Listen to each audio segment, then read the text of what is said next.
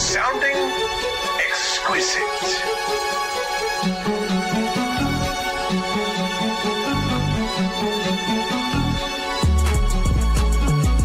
Oh shit, we back again. What's up, what's happening? Come to the party and bring a friend. Fuck it, I'm bringing 10. Ooh, tryna chat a 10. Big boy tryna chat a 10. She said I was catchy. I said so tap him in. Touchdown! Double cup, wow, I stuck smile when I puff loud. I touch clouds, catching touchdowns in my mind now, cause I'm zoned out. On a porch couch in the side cloud. 2 coughs and I'm back now. 2 coughs and I'm packed out. Somebody give me a drink before I gotta sit down. I'm making hits now with a smooth style. What's up, everybody? It's your boy, Riley Puddin Peters, coming to you live with the doctor, defensive backs quality control coach, Preston Rowe. This is the Trash Talk Tailgate, and it is championship season. In or a little bit more than a month, we will have named a national champion in college football and a Super Bowl champion in the NFL. But before we get there, we are here right now to talk about the games. Dr. Preston, how you feeling about the games played so far? Games have been great. All these games have been bangers, except for one. But we're going to talk about that one. Just, some chokes, some insane comebacks, just some crazy finishes. It's been all over. It's been a fun postseason so far. Absolutely, man. It's been an electric postseason. And I mean, there's one game, the game that started off for us this week, the Thursday game, Miami versus Ole Miss. And this was, closer than what a lot of people expected to be for sure. Yep. Came down to like a last-second touchdown drive out of Miami to give them the 31 and, get the eventual win. But, it was a great game nonetheless. Both these teams were playing their absolute hearts out. So this game was a great game, but let's be honest, if you watch this game, this game should not have been this close. Like, credit to Ole Miss for keeping it close and for taking advantage of Miami's continued mistakes. Miami kept on shooting themselves in the dick. They dropped 4 interceptions. Yep. 4 easy interceptions off of Trinidad Chambliss. And that would have completely, if they just catch one of them, that completely changes the game, let alone all 4. This game probably should have been a blowout, but it was a 4-point Miami win. So you have to give credit to Miami for finding a way to win despite continuing shooting themselves in the dick. But that is not going to get it done against Indiana. Man. And that's my big worry. Listen, this team, Miami is a great squad. I mean, we've talked about it time and time again. They have excellent trenches. The bub game is big for them. Yep. And Carson Beck is a very good quarterback. They have explosive athletes. But in true Miami fashion, I guess you'd say, it's just a lack of discipline at times out of this Miami team. And it's stuff like those dropped interceptions. They had 10 penalties, and not for a great amount of yards, thanks to them, I guess, or they're happy on their end on that one. They had a personal foul at one point. Like, it's just dumb shit. Just shooting yourselves in the foot. And it's, like you said, man, this game should have been a blowout. Like, it really should have been. It was aggressive how all over the place Miami was on this team. But instead, it takes a last-second drive down the field to score a touchdown for Miami to pull it out. Yep. And that scares me for them. Like you said, man, with the competition they have coming up, that's not a great place to be at. But with all that being said, they did win. They did win. And obviously they've got a lot of stuff to clean up. Like if Miami plays to their full potential and doesn't make those mistakes, they have a chance to beat Indiana. But they have to play their A game. It cannot be their B game. It definitely can't be their C or D game. They have to play their A+ game, and they have to be completely locked in and focused. And do you trust these Miami Hurricanes to do that in a national championship game? Yeah, dude, that's my big worry for this Miami team. It really is. Mhm. Because we have yet to see Indiana falter in the Nope. discipline game this year. That's been something it's been something that everyone's been talking about with them. It's all over the place. This team, Kurt Signetti might be the new Nick Saban in the way that this team is elitely disciplined. It's not just Mhm. athletes, it's discipline. It's everyone knows their job and they do it because they have this trust. They have bought in, as a lot of coaches like to say. And when you have a team that is bought in, it's hard to stop, Yep. especially at B1, this college level. It is. But Carson Beck, 268 over the air, 2 touchdowns and an interception. Mark Fletcher had 133 on the ground. On the flip side, and of course, Marion and then Malachi Tony both. Malachi Tony is a monster. Like Yeah. we just saw, he caught a screen and he cut it back like 3 or 4 times and he scored a touchdown for Miami to take the lead. That was in the fourth quarter. I mean, he's a true freshman. He's a monster. That is the one thing that I give Miami a chance with is the blue chip ratio to me still matters. Indiana obviously is shattering that. They are proving that the blue chip ratio doesn't mean shit, but I'm still a believer in it. Miami's only chance in this game is to dominate the lines of scrimmage if their bubs and their trenches play up to their full potential. If they start road grading from Mark Fletcher, they're able to get out in space on those screens. Because what Miami does, they did a really good job with this against Ole Miss, is they run the ball, they stretch you out, they hit you up inside, they do a variety of runs with Mark Fletcher in that offensive line, and then all of a sudden they're going to throw a quick screen out to their athletes on the perimeter. Yep. And your linebackers are so focused on the inside that they're not able to get out in space. Does that make sense? Absolutely. Yeah. No. Yeah. So they do a really good job of balancing that. But their offensive and defensive lines have to play out of their minds in order to have a chance against Indiana. Ruben Bain, Akeem Messidor, like they're monsters on the edge. They have to play like it. And then their offensive line has to just really dominate up front. But that is their only chance. Yeah, and if Miami can get their athletes in space, get into a rhythm offensively, they do have a shot, but that is their only shot. Yeah. I mean, I feel like if Miami dials in, they could out-explosive Indiana. Mm-hmm. I think I agree with you. That's going to be their chance. It's going to be the offensive line, creating the moments for guys like Malachi Tony. Yep. To just take over. And I mean, that's going to be the ride they need to be on. But, 31-27 for Miami. No matter what, after all is said and done, the thing that they did was they won themselves a chance to be at home for the national championship, which is crazy. I mean, listen, we don't know what that energy is going to be like, and that could be a big factor. Yeah. Miami's not necessarily known these days as the most elite fan base, but having a shot at the national championship at home, there's anything that's going to get your students out, get your people out, like it's that. And I know the students down there in Miami are actually really buzzing about this opportunity to show that they are a legit fan base in college football. So it's interesting to see how this is going to play out. If there's one thing that's going to bring out the bandwagons and the fair weather fans that Miami so notoriously has, it's a home national championship game. Oh, that's a fact, dude. It's a big fact. Mm-hmm. I mean, yeah. All right. Well, let's go look at the other side of this coin. This is the one, listen, Indiana has been on a run. There's just no other way to put how they've been playing.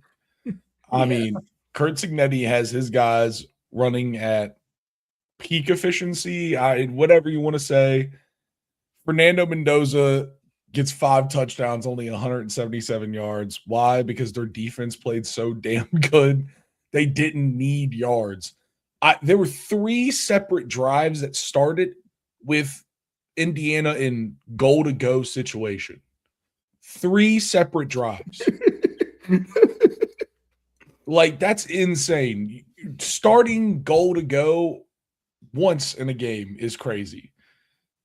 3 times, I mean, a block punt and 2 fumbles. Like, dude, come on. Hey, on Oregon's very first play of the game, they threw a pick 6. Yep. Yeah. And I mean, if you watch that play, the DB, he breaks on, like, that is the one thing about Indiana. They're so well coached. If you just watch them, that's why they're able to get away with not having the most elite athletes. They watch film like a motherfucker. Their study habits are insane. Yeah, I mean, the DB breaks on this ball before the wide receiver is even breaking. You can't see him, but he is already ready for that. And then you see here, boom. And I mean, he's just gone. It's a touchdown. Number 5 knew what was coming before the ball was hiked. I'm telling you. Yeah. I mean, they, and it's not like it was anything crazy. Like, all he did, this is just an out route. This is a get your quarterback some timing, get him ready to go kind of play. And it just, they knew it. They felt it. They knew it. I mean, you feel bad for Dante Moore on that one. You're like, you should have known, but at the same time, dude, that's first throw of the game, dude. Yeah. no one's expecting a jump on the first throw of the game. No. But that set the tone for this game, dude. It just and it was just time and time again. I think this is the but this is one of the goal-to-go ones, if I'm not But mistaken. that also speaks to how confident this Indiana team plays because of their film study and because of their coaching. The fact that they were so confident that they knew exactly what that route was going to be. He just jumped it. Yeah. And this is one of the goal-to-go situations I was talking about. This strip sack is when I was like, okay, this game is probably over. Yeah, this felt like the fumble that no one went after in the Super Bowl, Panthers Super Bowl. Yeah. And then look at this. I mean, listen, when you get the ball inside the goal-to-go scenario, it's pretty easy to just put one in like that, Yep.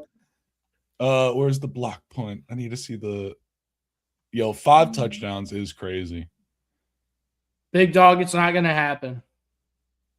What's he going to say? That's what we're saying, dude. It's not going to happen.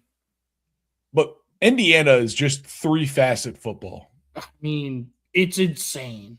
I mean, they just everything they do, the offense, the defense, the special teams, it is 3-facet football. And they're all over. 5 touchdowns and you don't even need 200 yards. Yeah, I'll do that. Big dog, I will do that. Oh, because it's not going to happen. We had this exact same bet last year of the Bears making the playoffs, and if they did, I had to buy a Caleb Williams jersey. I still don't have a Caleb Williams jersey. So it's not going to happen. LOL. Yep. We're going to get there. Sorry, Riley. No, you're good. You're good. Big dog wants Preston in a Caleb Williams jersey. He does, dude. So bad. It's not going to happen. But I mean, that's just really it, man. This is just it was a smoking. I mean, Indiana rolled the Ducks and they smoked them. Riley, through 2 playoff games against Alabama and Oregon, Fernando Mendoza has thrown more touchdowns, 8, than incompletions, 5. It's absurd. Yeah, I mean, he significantly beat his number this game. 5 touchdowns, only 3 incompletions. I mean, the running back, Kalon Black, with 2 touchdowns. The numbers in this game aren't great for Indiana because, once again, their defense was playing so damn well. Yeah. There was nothing they could do. I mean, they were in short field so much. The numbers aren't crazy, but the touchdowns are. I mean, 5 touchdowns for your quarterback, 2 touchdowns for one of your running backs. You got a pick 6 on defense. What more do you need out of team? The one thing I will say, and I don't necessarily like this, they had Fernando Mendoza and all of their starters in the game late into the fourth quarter when the game was already over. Like, everyone knew the game's over. Yeah. At that point, they were just sending a message to Miami, like, we're gonna, like, this is what's coming for you. We're ready. Yeah. They were sending a message directly to Miami when they kept their starters in. It's like, I don't know if I love that, because you always have to wonder, what if one of your starters gets hurt? What if Fernando Mendoza got hurt? But that didn't happen.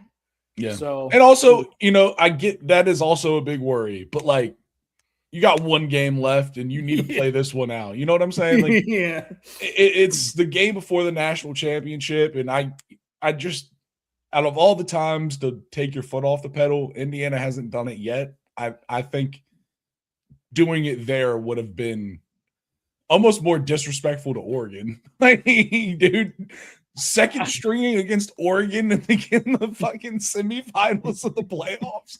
That's crazy. I mean, dog, Oregon, like, that conversation. Oregon turned the ball over 5 times. They had 3 turnovers and 2 turnover on downs. Like, yeah, you knew, if you're Oregon, you knew you had to play as close to as perfect as possible to have a chance against this juggernaut Indiana team. And you kept shooting yourself in the foot. That's why this game got so out of hand so quickly. Like you said, 3 goal-to-go situations for Indiana. Yeah. And it just, like, if you're Oregon, you are sick, because you know we played our worst game of the year at the worst time possible. Yeah. Yeah, you feel real bad for Oregon. They say it's hard to beat a team twice. Well, in Oregon's case, it's hard to barely beat a team twice. That's right, big dog. It's Windiana. It is Windiana. 100%. So now, it's Windiana. Now we should talk about the matchup. I mean, we got a little bit of time, and we'll definitely probably talk about it from here to there, because we got like over a week before yeah. But the national championship is set. It's Miami versus Indiana. We've been kind of talking around it, as we've been doing this, but I mean, who do we got right now? Everybody in the chat right now, who do you got, Indiana or Miami? Who's going to be the CFP national champion? I think I know who Big Dog's got. Hey, man, listen. I think Big Dog's got Windiana. It's hard to vote against Windiana, man. I'll start it off by saying, I'm going to put it behind Indiana. I just think it's going to be a discipline thing. It's the one big shining flaw in the Miami team that we saw that game. They're very explosive, and honestly, they're very dominant, but it was just discipline that was killing them. And so I don't know. That's what I'm worried about for them. I'm going to take Riley. What if you had to choose one thing for Indiana or Miami to win, what would it be? Like, you mean like what one factor? Yeah. I mean, it's the little things in the team, like it really is the discipline. Both these teams are pretty explosive. Both these teams can make great plays. I think Indiana's secondary has really shown an ability to kind of be all over the field, especially in this playoff. Like this playoff, they were great most of the season, but I think they've hit a different stride. And Oregon is a very explosive team, and to hold them to 22 points, Alabama, especially in the pass game, actually only in the pass game, is an explosive team.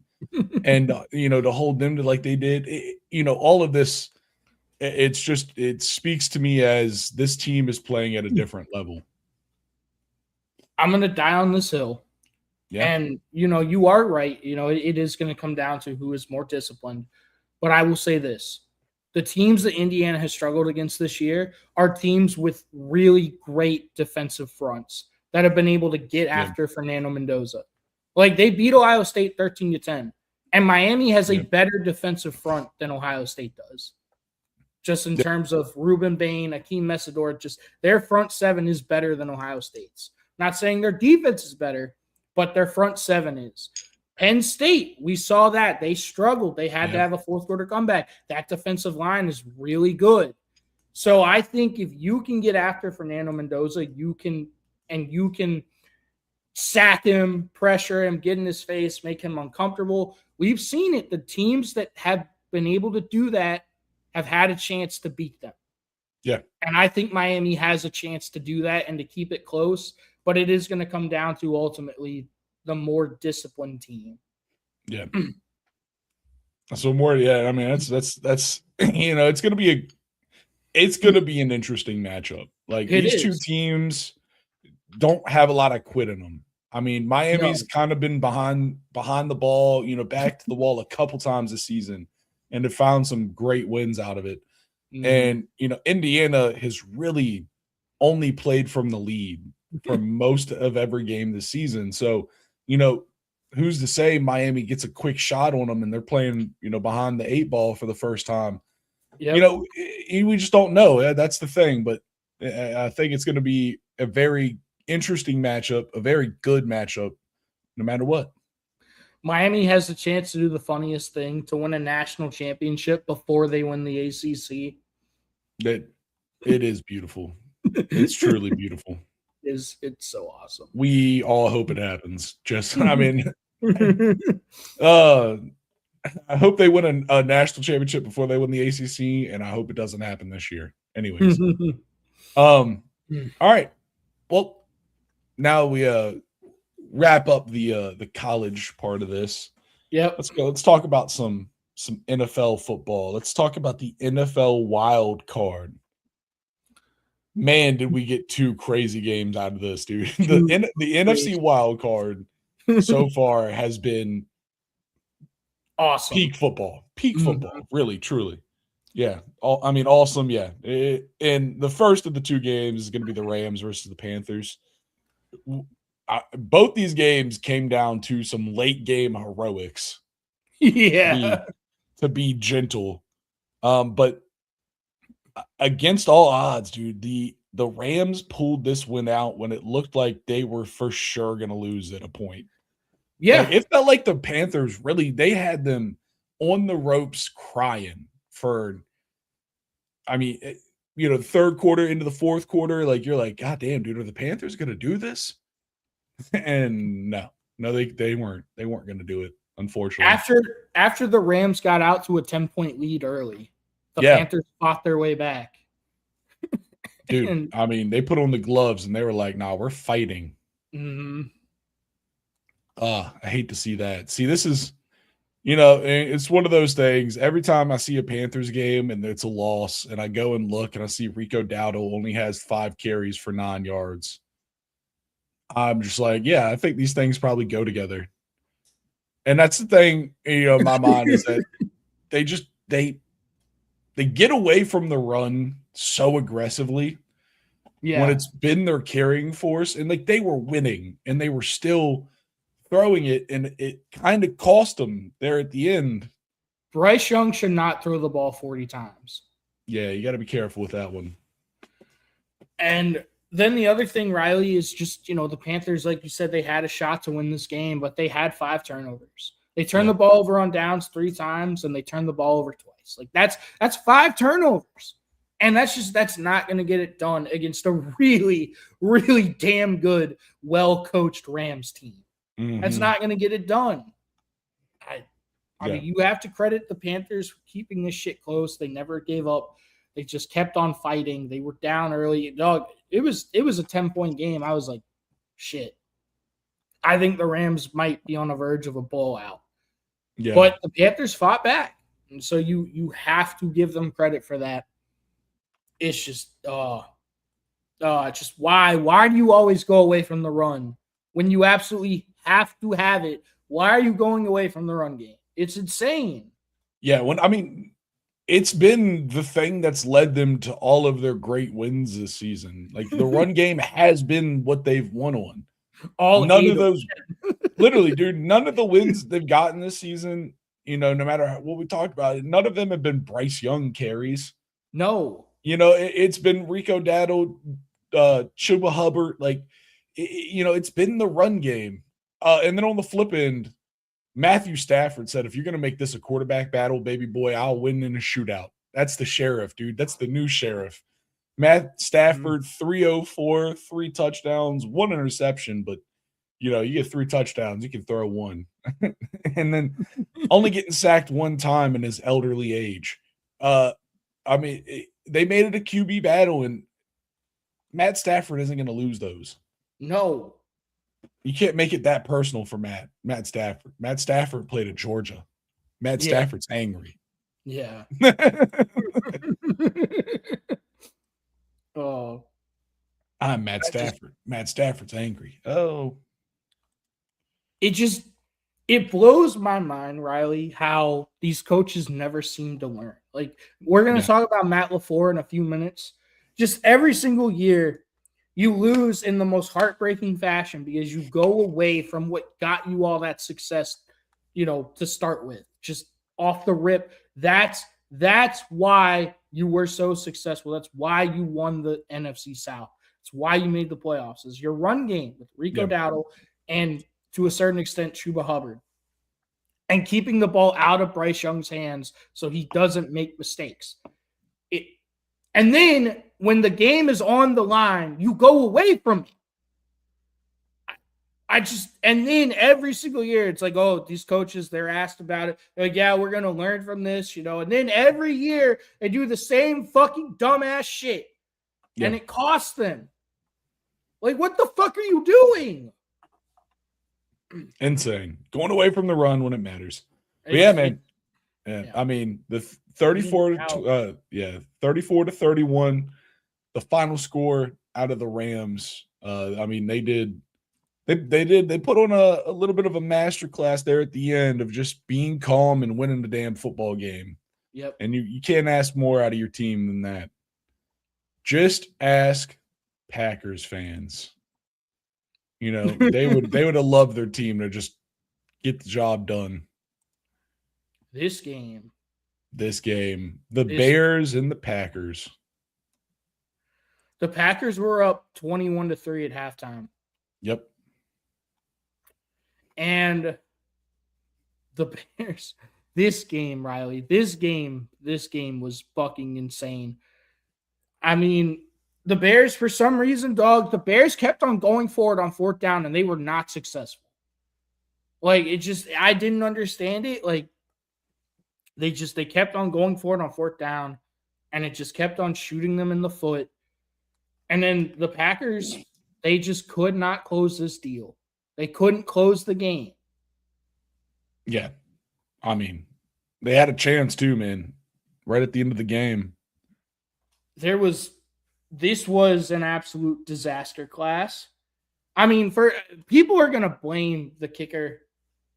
He did miss the extra point, and he also missed 2 field goals. The last field goal he missed, like, there was a false start on the play before that backed him up 5 yards. That was a very difficult kick. So I'm not going to blame him. But, the fact that they left 7 points on the board because of missed kicks, that's got to be rough. But, the Packers still had a chance to win this game. Matt LaFleur just stopped running the ball. Like, bro, there's 3 minutes left, and you have the lead. You know that you at least have to get a field goal. And we just need to bleed the clock. So why are you throwing deep shots that are incomplete on 1st, 2nd, and 3rd down? Run the ball, bleed the clock. You let the Bears have a timeout in their pocket when they got the ball back because you weren't running the ball. Yeah. And then you call a timeout right before the 2-minute warning when you're on defense. Do you not know that the 2-minute warning is a timeout? Like, you need that timeout for when you're back on offense. The fuck are you doing? I cannot believe the Bears luck boxed their way to yet another victory because the Packers refused to run the ball. Oh, they refused to get first downs. The Packers refused to keep the drive going. And Riley, even if you do want to throw the ball, why are you taking deep shots? Yeah. Why short are you in the middle? Yes. You have to keep the clock running. That is your main objective in that minute. That is 4-minute offense. We're going to bleed the clock down to 2 minutes. We're going to make them use their timeouts, and then we'll see where that gets us. We need to keep the chains moving and just bleed this clock and get out of Chicago with a win. But you're just like, nah, fuck it. We're going to take deep shots. Like, what the fuck are you doing? Yeah, they went for the kill shot, and it's like, I get going for a kill shot. Yeah. 3 in a row. Not 3. 3 in a row is devious work. And yeah, like I'll never be mad at a coach for attempting a kill shot. But like time, positioning, and awareness, you have to have all 3. And they just showed that they didn't have it. Yeah, Daniel. Yeah, that's rough, Daniel. No way. Honestly, it's probably pretty easy to do. Like you said, it was 21-3 at halftime, Packers. And so, yeah, there's a lot of people at halftime like, man, I think Packers got this one wrapped up. They just got to finish. Nope. I will say this. I'm a Caleb Williams skeptic. I think that's fair to say. He did have one. The best throw of the night was from Caleb Williams. And it was that 4th and 8 play. Mm-hmm. When they absolutely had to have it. They're down. There's 5 minutes left. They're down 27-16.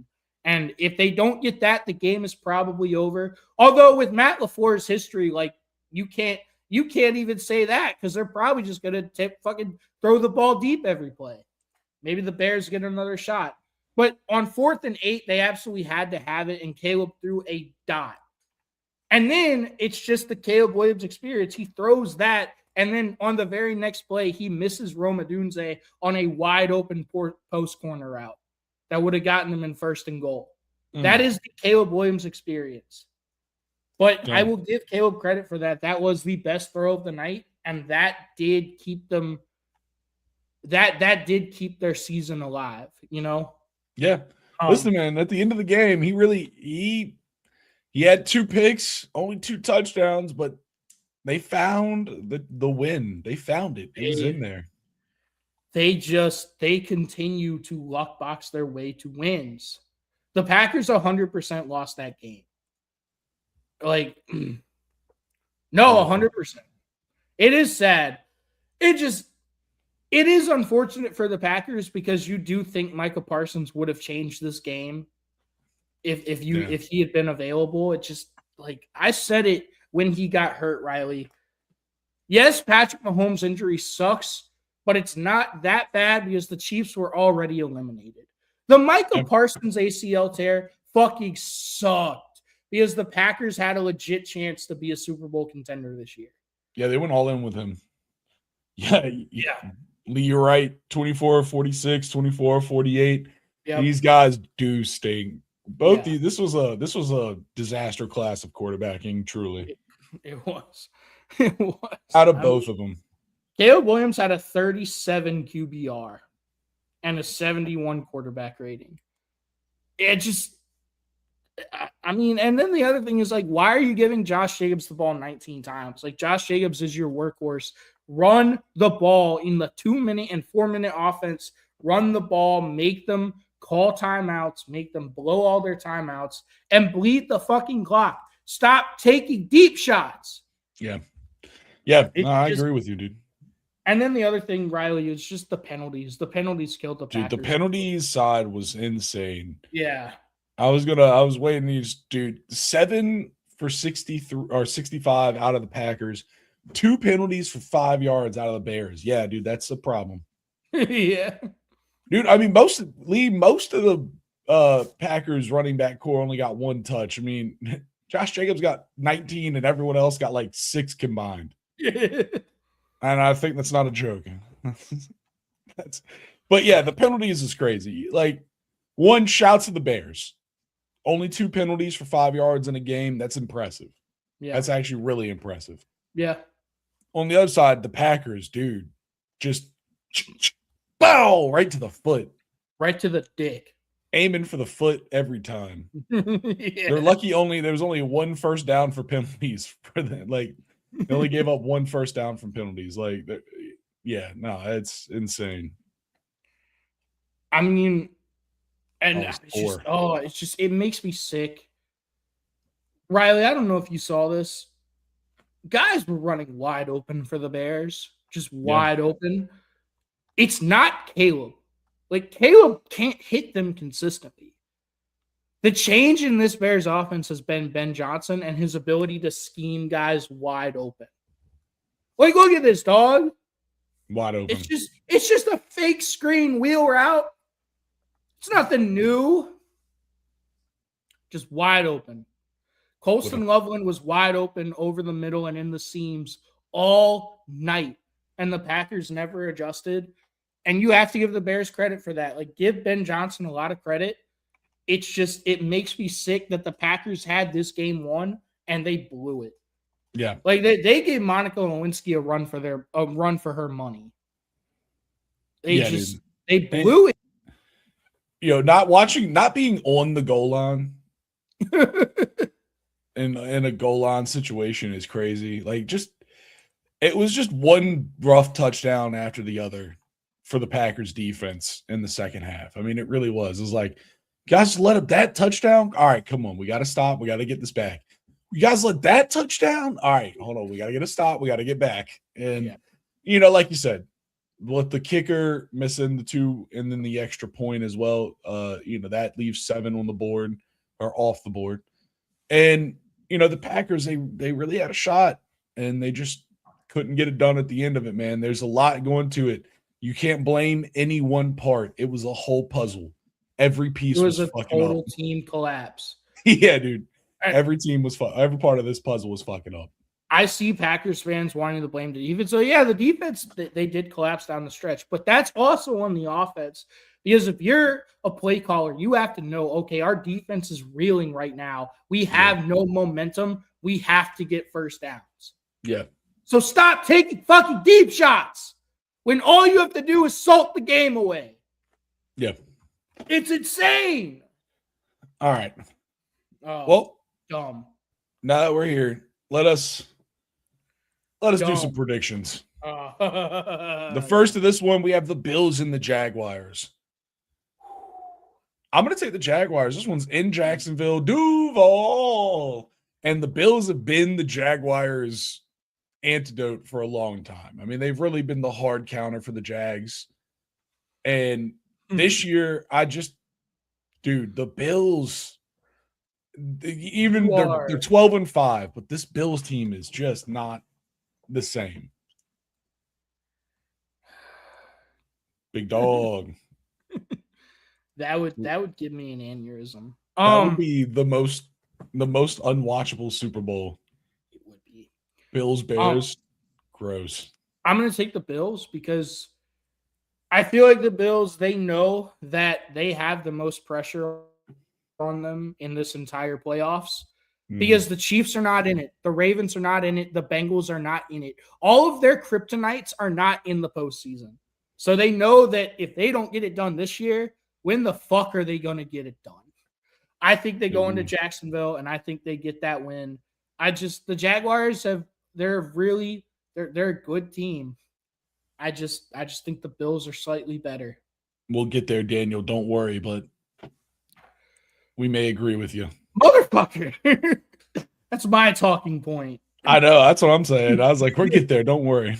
The next game, the 49ers at the Eagles. Ooh. Now, this is an interesting one. It's in the link, which is a big advantage. And, you know, the 49ers have had a lot of issues this year. But fuck the Eagles. Give me the fucking 49ers. Doug, sometimes you just have a team that seems to have your number. The 49ers seem to have the Eagles' number. Yeah. Like, the only reason the Eagles went to the Super Bowl a few years ago was because Brock Purdy fucking broke his throwing hand. Like, he busted his shoulder. He couldn't throw the ball. They had no quarterbacks. They were out. They were using Christian McCaffrey as a wildcat quarterback. Like, what the fuck? And, dog, like, that's the other thing is this 49ers team, despite all of the injuries, have just found ways to win. It's a credit to Kyle Shanahan, who, you know, I've been critical of in the past, but he is a really good coach, and the 49ers, they just find ways to win. A lot of it is Just get Christian McCaffrey the football. You know, Hey, man. just If it works, if it keeps working, yeah, that means it's fucking working. You know what I'm saying? exactly. Sometimes if you have to ride one pony, but that pony is still rideable, then that just means that that's a fucking rideable pony. Mhm. You know, that's the thing about C-Mac. Because he is not just dangerous as a runner, it's also he's a catch threat. It makes him universally dangerous. So it's hard to shut him down. It's a great player, Yeah. dude. Gotta love No. C-Mac. Nah, man. And I mean, you know, just the I think the 49ers are going to get this win. I think they've got the Eagles number. I'm not a huge fan of the Eagles offense or their lack thereof. They just refuse to get their playmakers the ball. Yeah, look at Jack. Scottish Jack workhorse. Lee gets it. I think that's what Christian McCaffrey might be, a Scottish workhorse. McCaffrey. Here's a question, Riley, talking about Christian McCaffrey. When you think of Christian McCaffrey, do you think of him as a Panther or as a 49er? I mean, you know, that is an interesting one because I get the sentiment you're pushing here, but dude, this time, just because he's had so much success with both, like he's starting to become a 49er. I think 49ers fans will think of him as a 49er. I think Panthers fans will think of him as Panther, but especially if he can make a good run and get to a Super Bowl, if not win a Super Bowl with this team, I think you're going to have to think of him as a 49er. Yeah, I agree. I mean, he was awesome for the Panthers. They just didn't have a lot of team success. Yeah. You know, Kind of a problem down there in the Carolinas. Yeah. All right. I'm gonna take the 49ers to go into the link and get it done. They just they have their number. But it is in the link, so it will be a very good game. We can only imagine. Yep. All right. And tonight we get the Chargers at the Patriots. This is a hard game for me. It is because this Chargers team has been that unbelievable story all season for me. Every time I felt like I voted against them, they pulled out one.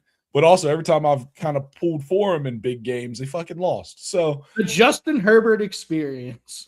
Yeah. Just hurts.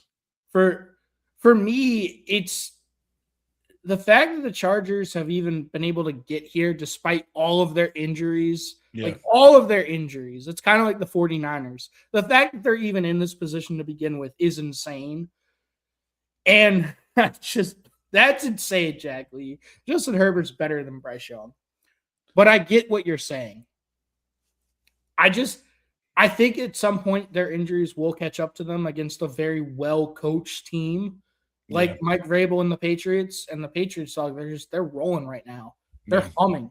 If the Chargers were at full strength, I think I'd probably lean Chargers.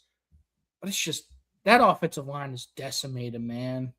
Their running back room is decimated. Like they're just, and I don't trust Justin Herbert in playoff games. Yeah. Yeah, dude. I mean, for about everything you're saying, I'm right with you, dude. This offensive line is cobbled together for the Chargers. I mean, cobbled together. They haven't had an injury at every single position on the offensive line this season. And that's rough. I mean, it's incredibly rough. And so at this point, I think the thing is no team has really been able to make them pay for the injured offensive line. Like I think you could make a team pay. Mm-hmm. And I think if there's a coach that can do it, it's Mike Vrabel. And it's at home. It's in Gillette. I'm just give me the Patriots, man. I hate to say it, but give me the Patriots. I'm also going to take the Patriots. It's at home. It's in Foxborough, bro. There are some toddlers and like some 5-year-olds that have never seen the Patriots win a playoff game. But only toddlers. It's been rough. It's been a rough few years for the Patriots. Shut up. Don't say that. Do not say that about the Patriots. I won't let you fucking be like, oh, I feel bad for the Patriots. They haven't won a fucking Super Bowl in 5 years. Fuck the Patriots. All right. And we got one last one. Time for Daniel's great talking point. Daniel said it first. Fuck you. The Fuck Texans you. versus the Steelers. This one is in I was about to call it Heinz, whatever the fuck it is, stadium in Pittsburgh, Pennsylvania. Yeah. Texans versus the Steelers. Yeah, they haven't won a playoff game since the last time Trump was president. Last time. Crazy. First time, long time. I'm gonna I'll go off quick and lead you into yours, where I'm gonna take the Texans for this one, man. I just don't trust the Temu. Hey, the Temu Avengers. They are the Temu Avengers. Hey, big dogs with me. The Temu Avengers. I just the Texans have been specifically hot at the end of the season. So I gotta go with them right now. But I'll let you have your piece for this one. I've been on this train all year, dog. Will Anderson Jr., I don't know if you remember, I said he was going to be my defensive player of the year in the NFL. And he's been playing like it. He plays for the Texans. No one's really talking about them. Everyone talks about the Broncos defense, the Seahawks defense. Rightfully so. They've earned that. Not enough people are talking about how elite this Texans defense is. You've got Will Anderson Jr. You've got Danielle Hunter on the other side. Tim Settle in the middle. I love Tim Settle as a Virginia Tech guy. Love Tim Settle. He's awesome. And then their secondary dog, Kamari Lassiter, and obviously Derek Stingley Jr. They are elite at all levels of the defense. Yeah. Bro, what's the one thing we've said all year long about this Texans team? Their offensive line is bad, but they've been getting better. Yeah. They've been getting better as they continue to find ways to win. Obviously, we know their weapons. Nico Collins, Tank Dell, Woody Marks has emerged as a really good running back for them. Yeah, he really has. Obviously, they have CJ Stroud. They are the better football team. They are hot at the right time. How many times have we seen teams that were like, not sure about that, get hot right before the playoffs start, and they make a deep run? Yeah. And the Steelers, everyone talks about TJ Watt. I get it. He's awesome. They have a really good front seven. Their defense is not as good as this Texans defense, and their offense is not as good as this Texans offense. Give me the Texans. Yeah. And one player I got to shout out as we go through, Kalen Bullock, their safety, who is emerged on the scene as one of the top safeties, especially top free safeties. In the NFL this season. I mean, he's a 2-year player, not a rookie, but still a rookie. That's what I like to call him. When you have a guy that didn't really play a lot the first year, now he's in his second year having an explosion. Yeah. I can't give you Aaron Rodgers being better than CJ Stroud. No. Not right now. Just not anymore, man. Aaron Rodgers might be better than a lot of quarterbacks, but CJ Stroud can ball. It's just, will his offensive line let him stand? Yep. The Steelers are better than the Jets. That's a fact. Yeah, no, 100%. But and then Steelers got here. I mean, right? You said, they've got really good linebackers too. Azeez Al-Shahir. I know Trevor Lawrence feels some type of way about him. I mean, Al-Shahir is like one of the best consistent linebackers in the league. Yep. I mean, dog, they just and of course Henry Toto. Toto. Just one of the best games of football. They just, on all levels of the defense, this defense is elite. DeMeco Ryans is a hell of a coach. Yeah. I think they're the better team. Give me the Texans. I picked the Texans to win the Super Bowl. That's how much I believe in them. Ooh, nice. I mean, listen, dude, it could happen. Maybe. They'd need a lot out of their team, but it could. But, dog, they're hot at the right time. Yeah, it's dangerous, dude. They feel like they have that Giants when they beat the Patriots in that Super Bowl, Plaxico Burress head catch kind of energy, where it's a really good young quarterback with just a great defense and not a lot of anything else, but a bunch of guys that want to win a football game, Bro, big dog, I get what you're saying, and normally I would agree with you, but their offensive line has gotten better. They're on a 9-game winning streak. Yeah, dude, 9 games. They Yeah. were 4-5 at one point. People Yeah. left them for dead, and then they just said, okay, fuck y'all. We're going to go win these last 9 games and get to 12-5. And let's talk about the teams they've beaten. The Colts, the Chargers, the Colts. Actually, they beat the Colts twice in that stretch. Yes. The Chiefs, the Bills, the Jaguars, the 49ers. I mean, yeah. dog. The only team they lost to was the Broncos. They lost to the Seahawks. They lost to the by Buccaneers. 3. Yeah. Yeah. If you don't think this Texans team can go on a real legit run, you're smoking crack. Crackhead Tiger. Yeah. Insert crackhead Tiger. They are legit. All right. Yeah. Well, that's about it, folks. I mean, this has been an excellent episode of the Trash Talk Tailgate. We appreciate everybody for tuning in. We appreciate everyone for your comments. Much appreciated. Please, if you haven't already, drop a like on the stream. The Steelers are going to be first round exits. Drop a like on the stream. Please check us out on all social medias at Trash Talk Tailgate. Subscribe to the Trash Talk Tailgate here on YouTube. We also go on Twitch. Check us out over there. Yep. Thank you, Daniel. Go Patriots. Long live TTT. Get that right there with you. Yeah, man, this has been a great one. We appreciate everyone for being here, but we're going to get out of here, y'all. Peace.